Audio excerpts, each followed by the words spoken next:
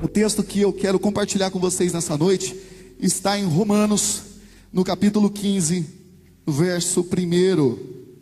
Romanos, capítulo 15, a partir do versículo 1.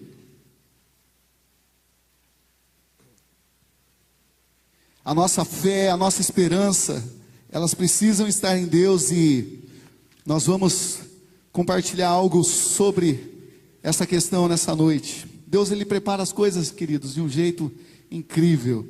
É impressionante como o Senhor, Ele usa as pessoas. Ele te trouxe aqui por um propósito. Você não veio aqui, você não veio para aqui à toa. Deus tem algo grande para você nessa noite. Abra o seu coração, abra os seus ouvidos, porque o Senhor está falando com você nessa noite. Amém? Diz assim a palavra do Senhor no versículo 15: Mas nós, que somos fortes, devemos suportar as fraquezas dos fracos e não agradar a nós mesmos. Portanto, cada um de nós agrade ao seu próximo no que é bom para edificação. Porque também Cristo não agradou a si mesmo, mas, como está escrito, sobre mim caíram as injúrias dos que te injuriavam. Porque tudo o que dantes foi escrito para nosso ensino, foi escrito para que, pela paciência e consolação das Escrituras, tenhamos esperança.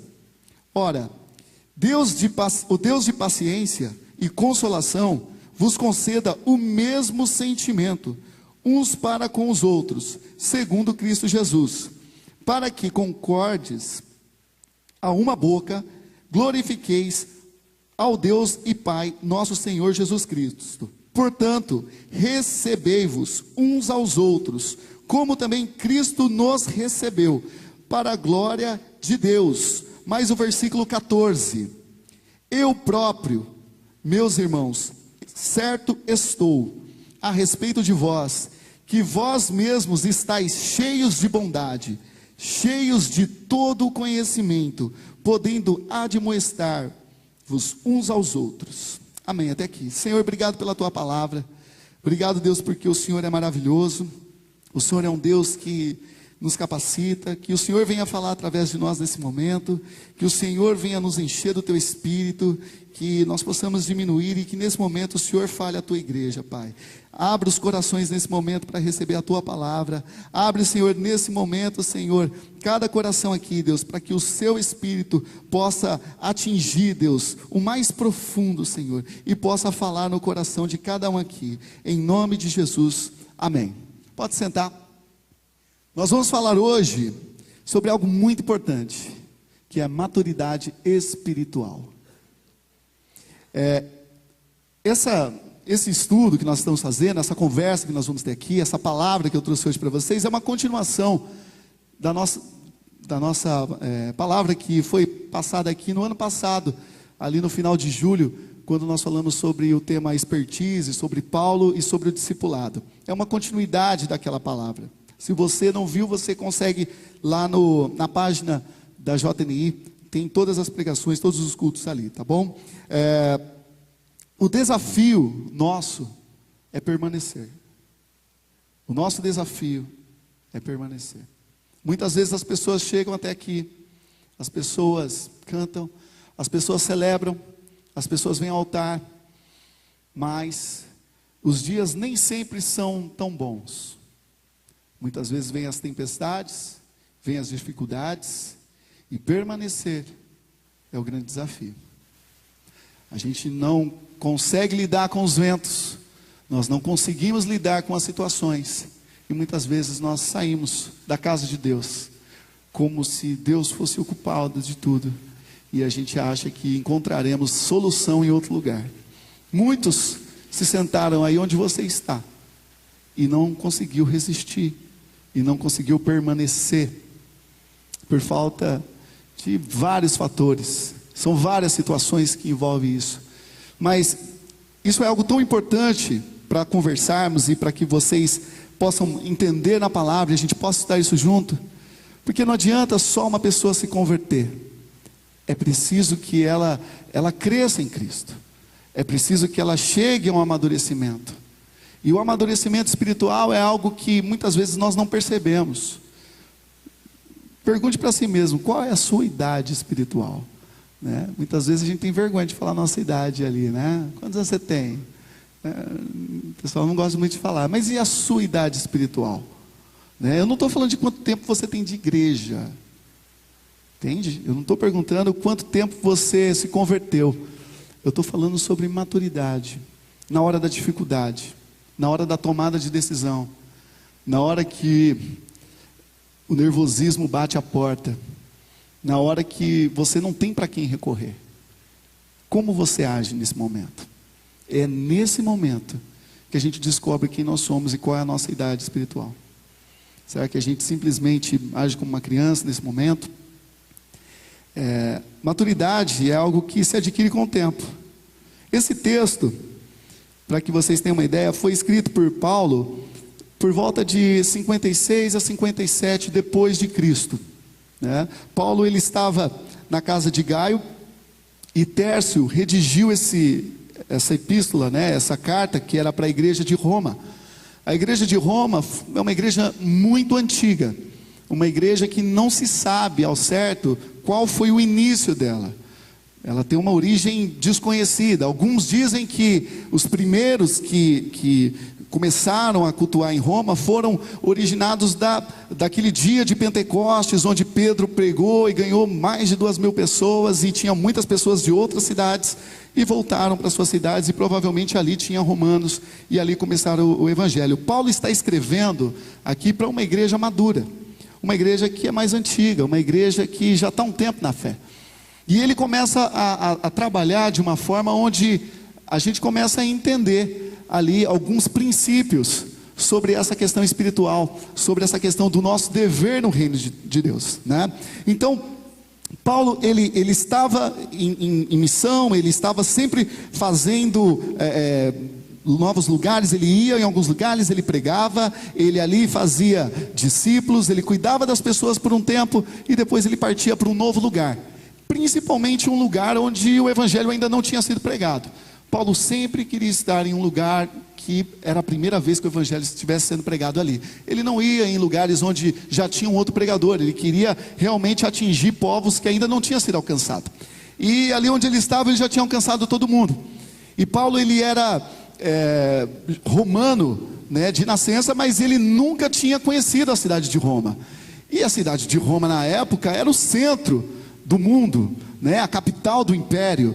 Então era algo incrível, né? Roma, os romanos, quem vivia em Roma, né? Os próprios romanos eram pessoas assim muito intelectuais, pessoas que moviam o comércio, moviam a filosofia, entre outras coisas que nós estudamos.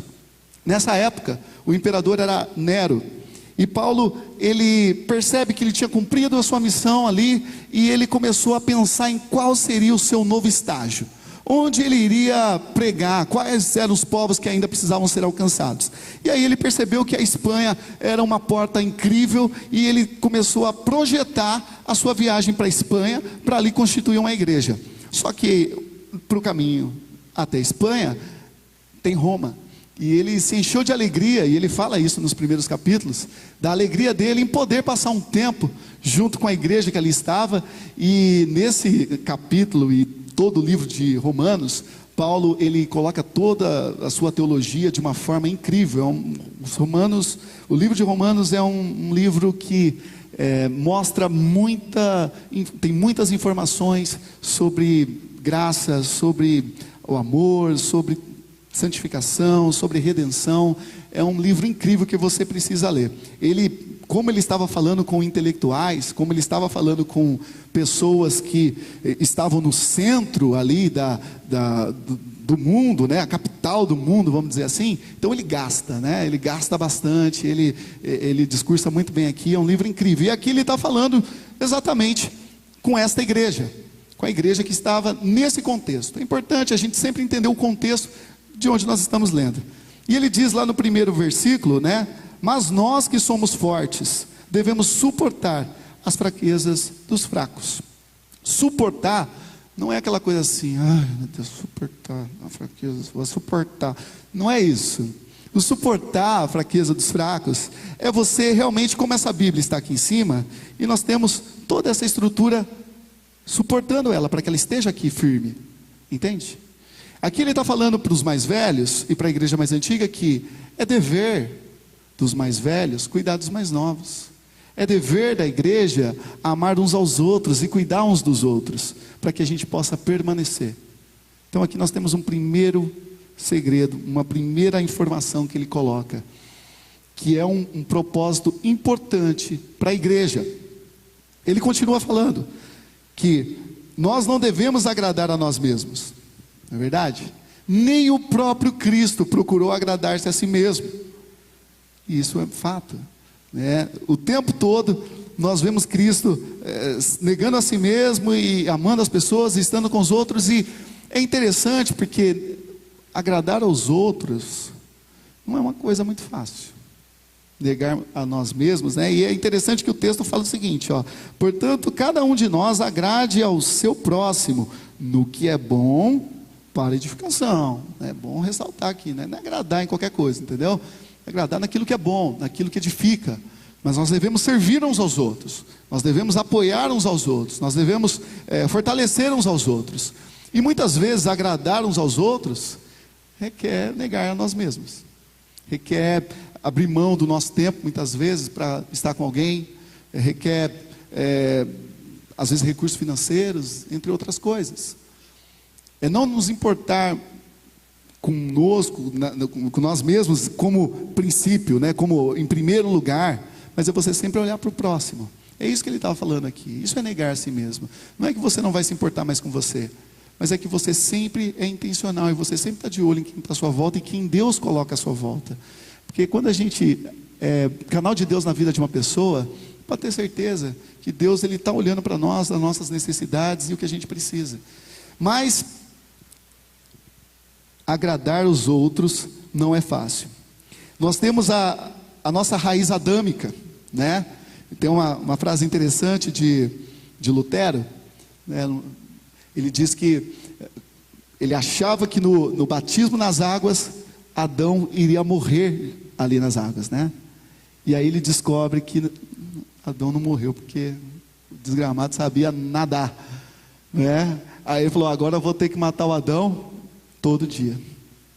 Então, isso serve para Eva também, né? Muitas vezes quando a gente desce nas águas, a gente acha assim: nossa, eu vou descer nas águas, cara, agora já era, a partir de agora, acabou, cara, estou no céu, já era. E cara, a raiz adâmica continua aí. O bem que eu quero fazer, nem sempre eu faço. É complicado. E como lidar com isso? E como lidar com essa situação? E como lidar com Adão gritando dentro da gente quando a carne quer algo, lutando contra o espírito? É aí que a gente precisa entender a palavra, meditar na palavra, para adquirir maturidade, para lidar com esses conflitos. E muitas pessoas não suportam, e muitas pessoas não compreendem, e muitas pessoas não permanecem. Muitas pessoas têm expectativas diferentes. Nós começamos aqui o louvor e o Diego disse isso. Quais são suas expectativas para hoje? Que ele estava com grande expectativa do que Deus ia fazer aqui. E eu sempre paro para pensar quais são as minhas reais expectativas no que eu faço, principalmente na casa de Deus. Lembre-se que se nós temos uma raiz adâmica, se nós estamos lutando contra a carne, ok? Nem sempre essa carne, na maioria das vezes, essa carne não vai condizer com o espírito, ela vai levar a gente para outro, querer levar a gente para o outro lado. E muitas vezes essa expectativa que a gente tem no nosso coração, ela não provém de Deus, ela não é boa. E será que você não tem uma expectativa errada?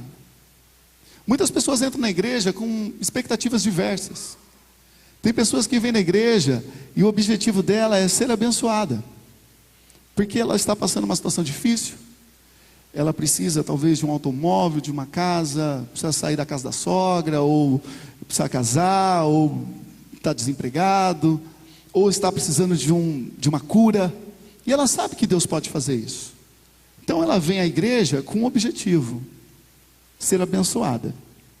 Outras pessoas vêm na igreja com outra expectativa. Não, eu quero encontrar alguém interessante, né? Alguém legal, descolado, né? Nossa, eu vou lá na Nazareno sábado à noite. E é engraçado que às vezes a pessoa vem, Aí ela levanta, vai no banheiro umas 50 vezes, né? O pastor já falou aqui um monte de vezes para ninguém sair, né?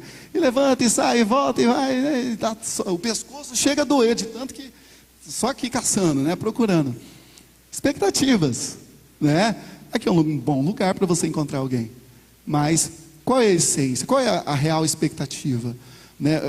Por que você faz o que você faz? Por que você está aqui? Por que você quer liderar algo? Por que você quer servir em uma área? Eu sempre me pergunto, qual é a expectativa por trás de uma tomada de decisão que eu tenho? Porque nem sempre a expectativa é a melhor. E essas expectativas nos enganam e faz a gente quebrar a cara muitas vezes, né? Tem pessoas que se convertem por diversos motivos. Tem pessoas que vêm na igreja porque os pais são uma bênção, vêm na igreja e desde criança essa pessoa nasceu praticamente dentro da igreja. Então ela segue o fluxo normal da vida. Ela vem na casa de Deus, ela sempre esteve aqui, mas ela ainda não teve aquele compromisso, ela e Deus, aquele impacto, sabe? Ela ouve o testemunho dos pais do dia da conversão, de como Deus tomou, mas ela não percebe isso. E aí chega a adolescência, chega a fase mais adulta, a pessoa, ela muitas vezes não tem a maturidade, profundidade, e não permanece, né? Então, é complicado, nós temos essas situações todas, e por isso, a gente percebe muitas vezes muita rotatividade. Muitas pessoas que são enganadas por Satanás. Porque, como eu disse no início, vem a tempestade, vem as dificuldades, e a pessoa ela não está alicerçada. E aí, quando a situação aperta, ela simplesmente espana, simplesmente ela não resiste, e ela não continua no caminho. É interessante que você não foi chamado, eu disse isso da outra vez que eu estive aqui, você não é chamado para assistir culto, entenda. O seu chamado não é ir em acampamento todos os anos. Jesus Cristo não te chamou para você aparecer aqui para ir num acampamento. Jesus não te chamou para que você venha no culto. Jesus te chamou para segui-lo e para ser o seu discípulo. É outra história. Muda tudo. Entende? Porque muitas vezes a gente só segue o fluxo. Eu vou na igreja, preciso de uma bênção. Preciso de uma bênção. Tem até a música. Preciso de uma bênção, vou lá na igreja. Mas qual é o seu compromisso com o Pai? Você realmente é um discípulo? Você realmente teve um encontro com Jesus, na qual Ele virou para você e siga-me? Jesus não falou para os discípulos para onde, por quanto tempo, se eles iriam morrer ou não, e muitos morreram. Ele simplesmente falou, siga-me. E eles largaram tudo para trás e seguiram a Jesus. Não pelo que Jesus poderia dar para eles, mas porque eles sabiam que Jesus é a única fonte de vida. Porque eles sabiam que Jesus é o caminho, a verdade e a vida. E óbvio que um bom pai, ele cuida dos seus filhos. É óbvio que Deus, ele abençoa os seus queridos. É óbvio que as demais coisas serão acrescentadas. Mas qual é a sua expectativa? Será que a expectativa está nas coisas? Ou a expectativa está na essência, nele? Você é discípulo? Ou você somente assiste uns cultos, frequenta uma igreja? Deus, ele está nos chamando nessa noite para um compromisso mais profundo, entende? Eu estou tendo uma conversa com vocês muito franca, para que vocês possam compreender a situação, entender a palavra e saber que o inimigo, ele tem ódio de você, e ele vai fazer tudo para te tirar da presença de Deus. E a vida é cheia de circunstâncias diversas. Se você não procurar crescer na fé e ter maturidade, você vai ser presa fácil. Você não vai suportar a pressão. E nós precisamos de uma geração forte. Nós precisamos deixar de viver coisas superficiais e realmente entender o que essa palavra diz. Hoje é uma moda você ser evangélico, né? Eu lembro que na minha época de escola, você falava que você era evangélico, nossa, a galera zoava demais, demais. Tinha uns que eu descobria que era evangélico só depois de não sei quantos anos de escola, porque o povo tinha vergonha, porque era difícil. Hoje não, hoje é moda. Hoje todo mundo diz lifestyle, entendeu? Mas Vir na igreja não é o chamado que Deus tem para você. Ele te chama para segui-lo. E seguir requer renúncias. Mas estar ao lado de Deus também tem um detalhe importante. Toda a herança de Jesus Cristo também é sua. Está entendendo? O que é dele é seu. A herança dele é tua. Porque agora você é filho, porque agora você faz parte da família também. Tem responsabilidades. Fazer parte de uma família, você tem responsabilidades, não é verdade? Eu de vez em quando tenho que lavar umas louças. É uma coisa muito legal. Vamos lá, né? Nem sempre você vai ter que fazer coisas que você quer fazer. Nem sempre você vai fazer aquilo que você mais gosta. Mas você vai fazer o que é necessário. E isso você consegue trabalhar de uma forma com que a família seja edificada. Tem muitas pessoas que têm muita informação, mas pouca formação. Entende? Vou repetir. Muitas pessoas que têm muita informação, mas pouca formação. Ou seja, você vem na igreja, você assiste culto, você assiste vídeo no YouTube e tudo mais, mas quanto tempo você para estudar a Bíblia? Quem foi Paulo? Que época que ele viveu? Para quem foi essa carta? O que é Romanos? Meditar. Não é ler a palavra. Amém. Aí lê a Bíblia toda em um ano. Fala um versículo. Entende? Meditar na palavra dia e noite é você se aprofundar. É você mastigar, é você ficar ali aplicando, você pegar um versículo e você falar, puxa, como eu aplico isso na minha vida, na minha rotina, no meu trabalho, na minha família. Isso vai gerar vida em você. É isso que quer dizer você meditar na palavra. Não é você só ler a palavra. Porque ler a palavra, os historiadores leem. A Bíblia é uma fonte histórica. Muitos historiadores leem e tiram muitas coisas da história através da Bíblia. Eles leem, mas não creem. Entende? Então, a gente precisa se aprofundar em conhecimento. Conhecer quem é Deus. Conhecer para não sermos enganados. Nós temos uma geração que muitas vezes não serve a Deus. Eu sigo a Deus. Mas Ele deixou um manual para você. Você leu esse manual? Ah, não li não. Pouco interesse.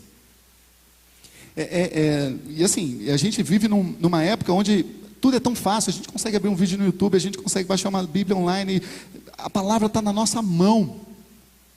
Mas a gente prefere muitas vezes gastar tempo com outras coisas.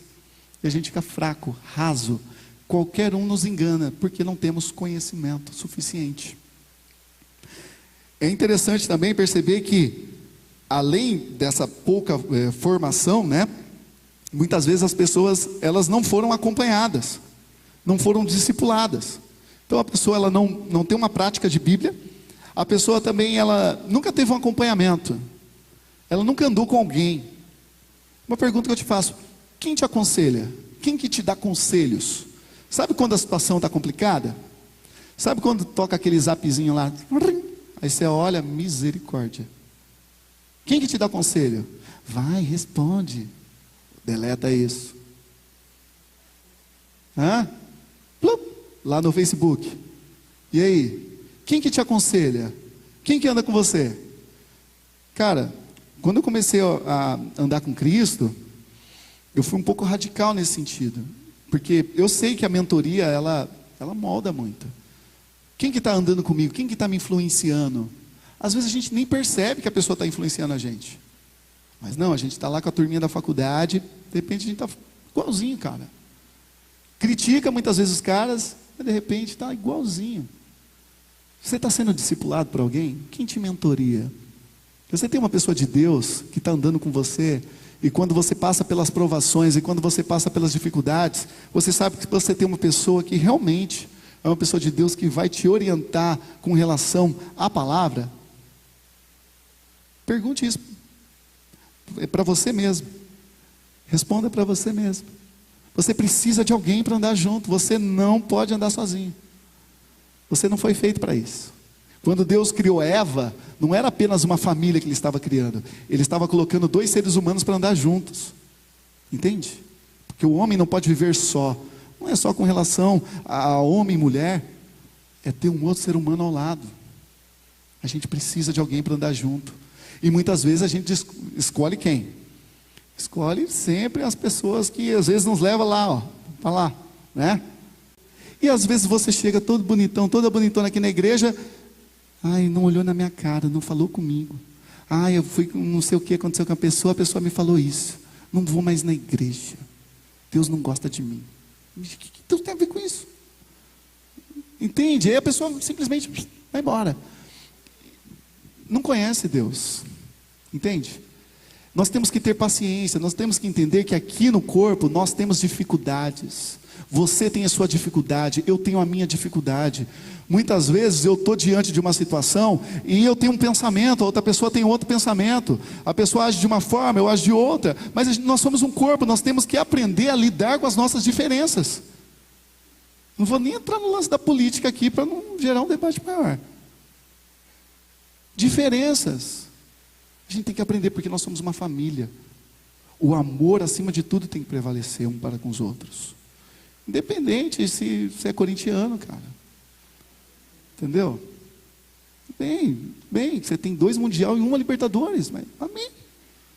Tem gente que nem Mundial tem. Vamos estar junto. Não tem problema.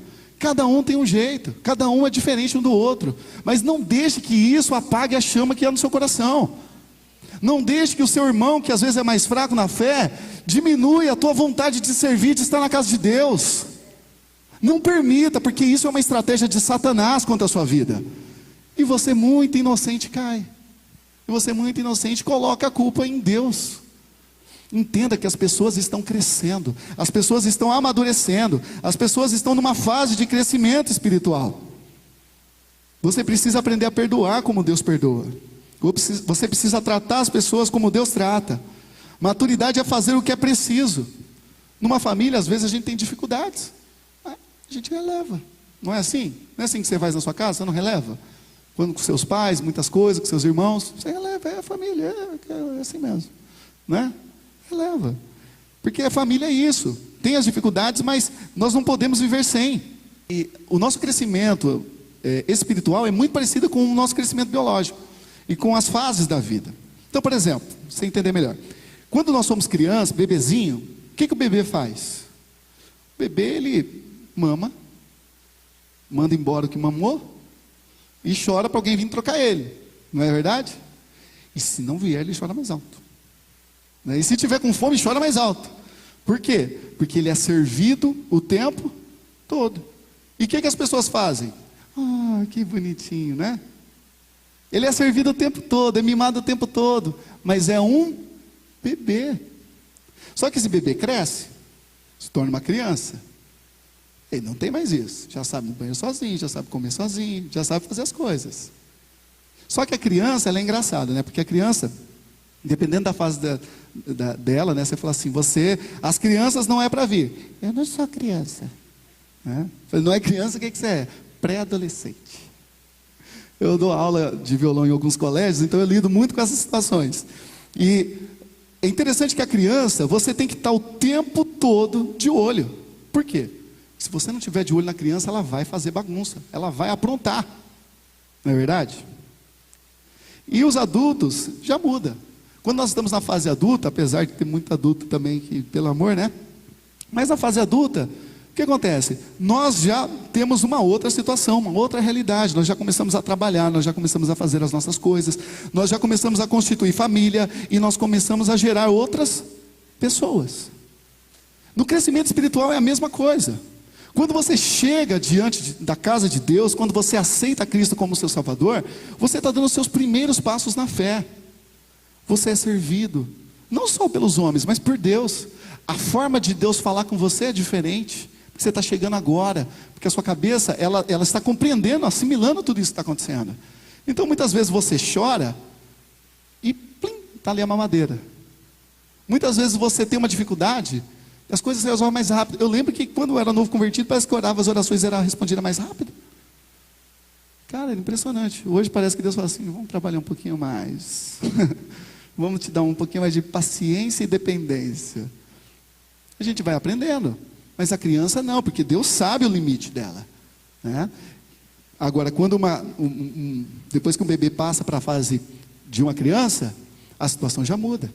E muitas vezes na igreja nós somos como crianças. Sempre tem que estar alguém de olho, senão vai fazer bagunça. Sempre tem que estar alguém aqui, ó, olhando você.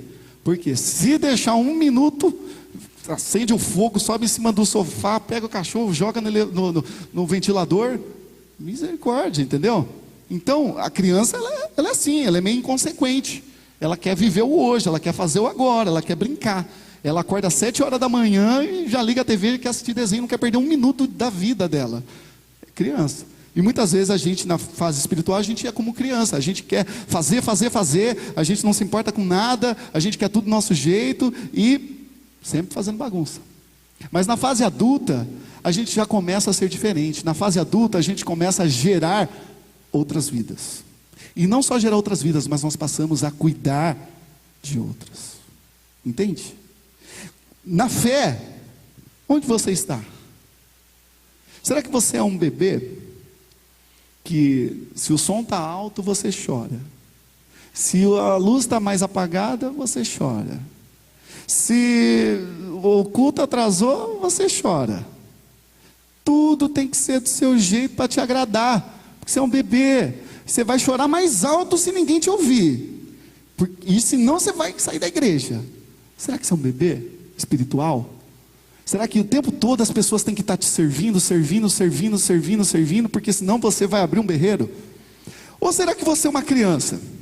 Será que você, na igreja, está de um jeito, mas quando ninguém está olhando, é uma bagunça? Tem esse lado aí também. Será que você é como uma criança que quer ser independente, mas ainda nem aprendeu a lidar com as coisas da vida? Você nem teve uma formação suficiente? Ou será que você já chegou no estágio mais maduro, onde você faz as coisas que precisam ser feitas? Criança faz o que quer, muitas vezes, né? Se os pais não colocar limite, ela vai querer fazer o que ela quer. O adulto não. O adulto, ele sabe que você não mora sozinho, se não lavar a louça, vai ficar lá 2 anos. Responsabilidades. Tem muitos jovens aqui que já são responsáveis e sabem o que eu estou falando. Só que na fé você age diferente. Na fé você age como se você fosse uma criança, como se você fosse um bebê. E você não entende que Deus está trazendo um avivamento sobre essa terra, e Ele precisa de pessoas maduras na fé.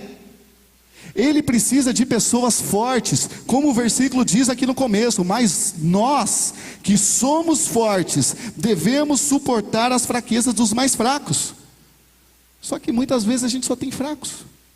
Pessoas que estão imagina uma criança com 5 anos de idade, vestindo uma roupa de um bebê de 6 meses. É normal? Está doente? Tem algum problema crônico, terrível. Não é normal, porque você se veste conforme a sua idade, você lida conforme a sua idade espiritual. E muitas pessoas não querem crescer, não querem desenvolver, não querem ter um discipulado onde ela vai ser confrontada, onde ela vai poder sentar com uma pessoa, mas ela vai estar caminhando com alguém. Se eu caminhar com alguém, eu vou ter que mudar, porque eu vou querendo mudar e as coisas vão mudar, mas será que eu quero mudar? Aí você entra no lance que eu falei antes, sobre a expectativa, sobre a conversão, sobre a real expectativa sua. Mas o fato é que Deus, Ele quer fazer com que você melhore, que você cresça. E crescer dói. Ser moldado por Deus dói. Talvez você está pedindo uma coisa há tanto tempo. Senta e reflete. Será que Deus não está te ensinando algo? Não é do seu tempo, não é do seu jeito. Você precisa aprender a se contentar comigo e não com as coisas. Deus, Ele está trabalhando na sua vida hoje. Hoje Ele está trabalhando na sua vida. E você precisa entender os sinais, entender o que está acontecendo. Você precisa entrar numa região da sua vida onde você agora cuida de outras pessoas, onde você agora tem maturidade suficiente para fazer a diferença, para poder tomar as responsabilidades. A igreja de Cristo no mundo, ela precisa de líderes, ela precisa de pessoas que se levante para poder ser usada por Deus. Deus quer levantar você, como o Diego disse aqui também na ministração. Talvez você se ache pequeno. Deus quer usar você como Ele usou Pedro. Aquela vez que ele saiu ali do cenáculo e ele pregou ousadamente e ganhou mais de 2.000 pessoas. Deus quer te usar, Deus quer te levantar, Deus quer fazer com que você lidere, com que você cuide de outras pessoas, com que você cuide da sua família, com que você seja maduro o suficiente para entender que você foi chamado por Deus não para vir na igreja apenas, mas ser discípulo dele. Eu estou falando isso com vocês porque eu sei que Deus tem algo grande para nós. Eu sei que muitos peixes vão vir e vocês serão os irmãos mais velhos. Entende?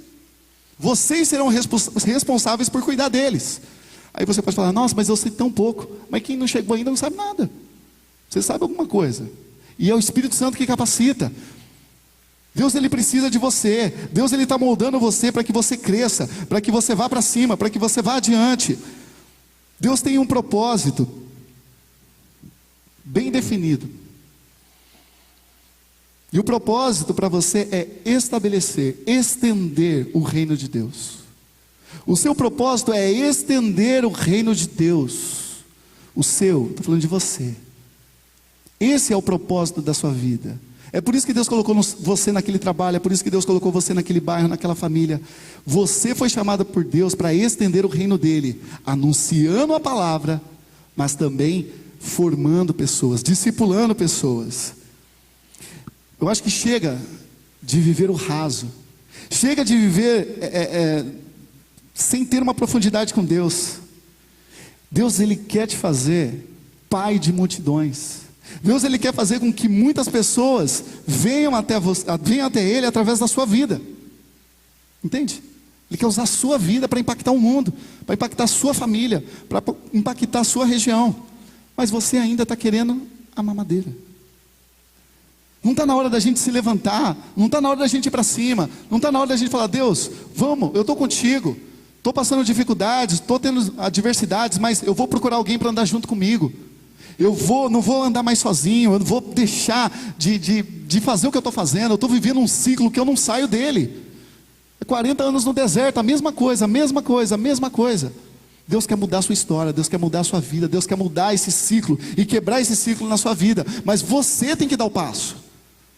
A decisão é sua, entende? Deus quer fazer com que você seja maduro. Deus quer fazer com que você conheça coisas novas e viva experiências que você jamais viveu. Só que essa fase vai te custar alguma coisa, porque sempre custa.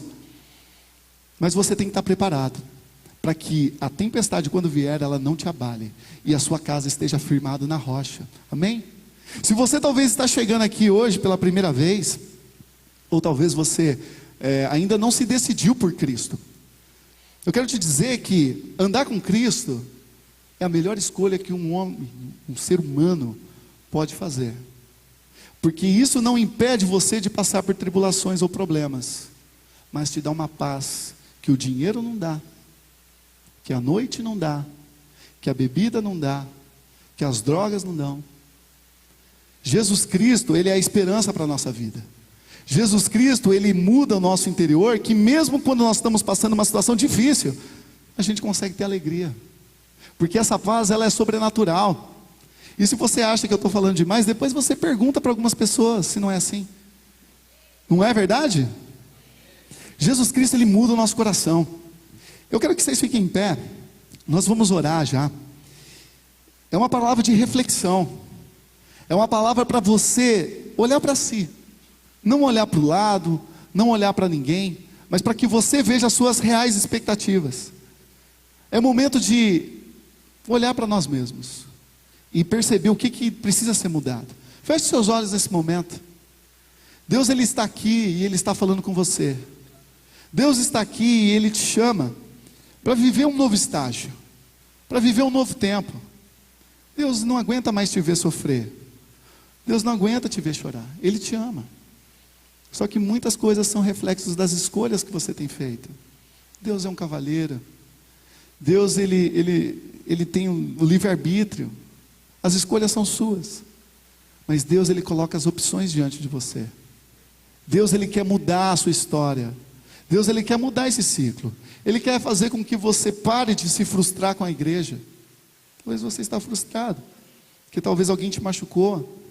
Deus, ele te ama, não foi Deus que te machucou. Deus, ele está todos os dias do seu lado. Desde quando você acorda até a hora que você dorme. Ele está te protegendo, te cuidando. E você não percebe. Muitas vezes você não enxerga a profundidade do amor dele. Mas o tempo todo ele está trabalhando na sua vida. Os nãos de Deus não é porque ele não te ama. É porque ele quer fazer com que você cresça. Talvez as situações na sua vida que não deram certo. Aqueles momentos que você chorou muito por uma perda, por um término de um relacionamento. Talvez por um desemprego que bateu a porta. Muitas vezes você questionou Deus. Às vezes você achou que Deus não te amava, não se importava com você. Talvez você viu a vida das outras pessoas dando certo. Talvez você viu a sua vida parada e você acha que Deus não se importa com você. Que as coisas para você nunca vai dar certo, só para os outros. Mas a verdade é que Deus se importa sim. Ele está fazendo você crescer. Ele só está poupando a sua vida de mais dor. Porque nós criamos expectativas erradas e nós escolhemos muito errado. Mas Deus, ele é onisciente, ele vê o futuro, ele te conhece. Deus, ele o tempo todo ele está ao seu redor, gritando por você, te chamando. Olha para mim. Todos os dias você tem a Bíblia do seu lado para conhecê-lo. Todos os dias você pode fechar os seus olhos e orar e falar com ele. Ele está todos os dias te esperando. Mas nós vivemos a nossa vida do nosso jeito. E muitas vezes a situação acontece e a gente ainda culpa esse Deus. Hoje é dia de você rever a sua vida. Hoje é um momento de, não importa o tempo de igreja que você tenha, é um momento de fazer essa reflexão, reflexão que eu faço todos os dias na minha vida. Nós somos falhos, queridos. Nossa carne é fraca. Cada um de vocês sabe o que está lá no fundo, no interior. Quais são os traumas? Quais são os problemas que você não consegue se livrar? Mas Deus está com você. Com seus olhos fechados. Que você comece a orar nesse momento. O Senhor, ele está aqui. Ele quer mudar a sua vida. Ele quer colocar pessoas diante de você para te ajudar. Para que você não ande sozinho. Para que quando você estiver caído, alguém está ali do seu lado para levantar você, para te dar a mão. Deus tem uma família para você. Você não precisa andar sozinho. Deus tem uma família para você. Se você chegou nesse lugar e hoje você percebe que você não faz parte dessa família, que você nunca teve um encontro com Jesus, você nunca se rendeu a Ele, você nunca o confessou, você nunca fez uma oração assim de entrega. Talvez você está chegando agora. Talvez você não conhece muitas coisas ainda no Evangelho. Mas Deus, ele te ama. Você não veio aqui à toa. Ele te trouxe aqui para falar com você. Ele te trouxe aqui porque ele tem um plano para a sua vida. E esse plano é perfeito. Esse plano é muito maior daquele plano que você colocou no seu caderno de metas. Transcende aquilo. É um plano para a vida eterna. Com os olhos fechados. Se você quer render a sua vida a Cristo, se você quer entregar a sua vida para esse Deus, e a partir de agora você não quer mais andar sozinho, mas você quer andar com Deus e você quer entregar a sua vida para Ele, levanta a sua mão onde você está. O Senhor que está te vendo. Amém, glória a Deus. Com os olhos fechados, levante sua mão. O Senhor e você nesse momento. Não adianta você fugir de Deus. Amém, glória a Deus, glória a Deus. Não adianta você se esconder de Deus. Deus está em todos os lugares, querido. Deus sabe quando você está lá na sua casa chorando em prantos. Deus sabe das suas frustrações. Ele te trouxe aqui porque Ele quer mudar isso. É o momento de você se entregar. É o momento de você fazer parte dessa família. É o momento de você andar com Deus. Levante sua mão onde você está. Deus está te vendo. Você que levantou sua mão, eu peço que, por gentileza, um passo de fé, que você possa vir aqui na frente, porque nós queremos te abraçar, nós queremos orar com você. Você que levantou a mão aí no seu lugar, vem aqui à frente, nós queremos te abraçar. Você que levantou a mão, venha aqui para frente, nós vamos orar por você nesse momento, porque a partir de agora você tem família. A partir de agora você tem pessoas para andar com você. A partir de agora você não vai andar mais só. Vem para frente, vem aqui, venha orar, venha receber uma oração. Nós vamos te abraçar, nós vamos orar. Não é nada. Não tenha medo. O Senhor está aqui, Ele te trouxe aqui, você veio para esse lugar. Não vá embora sem antes vir até o altar de Deus. Ele tem algo especial para você, Ele tem algo preparado para você nessa noite. Ele te conhece pelo nome. Deus te conhece desde o ventre da sua mãe. Ele te ama. Ele te ama e Ele é perfeito. Vocês que estão aqui na frente, eu quero que vocês orem assim comigo. Senhor meu Deus, neste momento, Pai, eu entrego a minha vida ao Senhor. Escreve o meu nome no livro da vida. Me encha do Teu Espírito Santo, para que eu possa caminhar contigo todos os dias e ser revestido do Teu poder. Derrama da Tua graça, derrama do Teu amor sobre a minha vida, e me ensina, Senhor, cada dia mais a Tua palavra, em nome de Jesus.